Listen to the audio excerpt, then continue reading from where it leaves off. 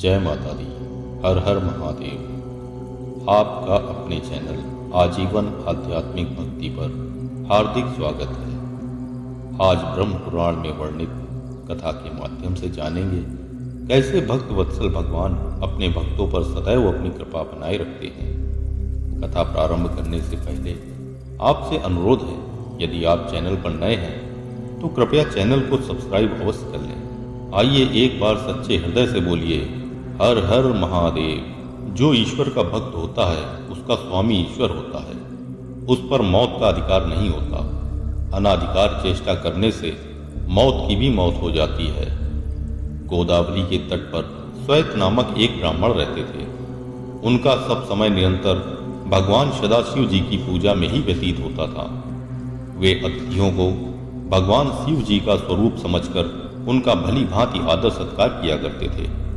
उनका शेष समय भगवान के ध्यान में बीतता था। उनकी आयु पूरी हो चुकी थी, किंतु उन्हें इस बात का ज्ञान न था। उन्हें न रोग था न शोक, इसलिए आयु पूरी हो चुकी है इसका आभास भी नहीं हुआ। उनका सारा ध्यान भगवान शिव में ही केंद्रित था। यमदूत समय से उन्हें लेने आए, परंतु वे उनके घर में प्रवेश नहीं कर पाते थे। चित्रगुप्त ने मृत्यु से पूछा, हे मृत्युदेव, श्वेत अब तक यहाँ क्यों नहीं आया? तुम्हारे दूत भी नहीं आए। यह सुनकर मृत्यु को श्वेत पर बहुत क्रोध आया। वे स्वयं उन्हें लेने दौड़े। गृह के द्वार पर यमदूत भय से कांपते दिखाई पड़े। उन्होंने मृत्यु से कहा, हे नाथ, हम क्या करें?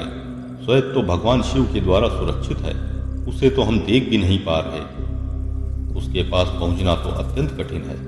दूतों की बात सुनकर मौत का क्रोध और भभक उठा। वे झट ब्राह्मण के घर में प्रवेश कर गए। ब्राह्मण देवता को यह पता न था कि कहाँ क्या हो रहा है। मृत्युदेव को झपटते देखकर भैरव बाबा ने कहा, हे मृत्युदेव, आप लौट जाइए। किंतु मृत्युदेव ने उनकी बात को अनसुनी कर श्वेत पर फंदा डाल दिया। भक्त पर मृत्यु का यह आक्रमण भैरव बाबा को सहन न हुआ। उन्होंने मृत्यु पर डंडे से प्रहार कर दिया।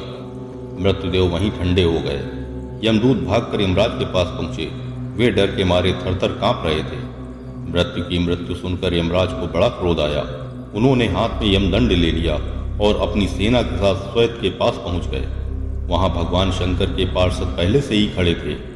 सेनापति कार्तिकेय जी के शक्ति अस्त्र से सेना सहित यमराज की भी मृत्यु हो गई। यह अपूर्व समाचार सुनकर भगवान सूर्यदेव देवताओं के साथ भगवान ब्रह्मा जी के पास पहुंचे और भगवान ब्रह्मा सबके साथ घटना स्थल पर आए। देवताओं ने भगवान शंकर की स्तुति की और कहा, भगवान यमराज सूर्य के पुत्र हैं, ये लोकपाल हैं। इन्होंने कोई अपराध या पाप नहीं किया है, अतः इनका वध नहीं होना चाहिए। इन्हें जीवित कर दें, नहीं तो अव्यवस्था हो जाएगी। देवताओं के इस प्रकार प्रार्थना करने पर भक्त वत्सल भगवान आशुतोष ने कहा, मैं भी व्यवस्था के पक्ष में ही हूँ। वेदों की एक व्यवस्था है कि जो मेरे अथवा भगवान विष्णु के भक्त हैं उनके स्वामी स्वयं हम लोग होते हैं। मृत्यु का उन पर कोई अधिकार नहीं होता। यमराज के लिए यह व्यवस्था की गई है कि वे मेरे या भगवान विष्णु के भक्तों का अनुचरों सहित प्रणाम करें। इसके बाद भगवान आशुतोष नंदी के द्वारा गौतमी गंगा अर्थात गोदावरी का जल मरे हुए लोगों पर छिड़कवाया।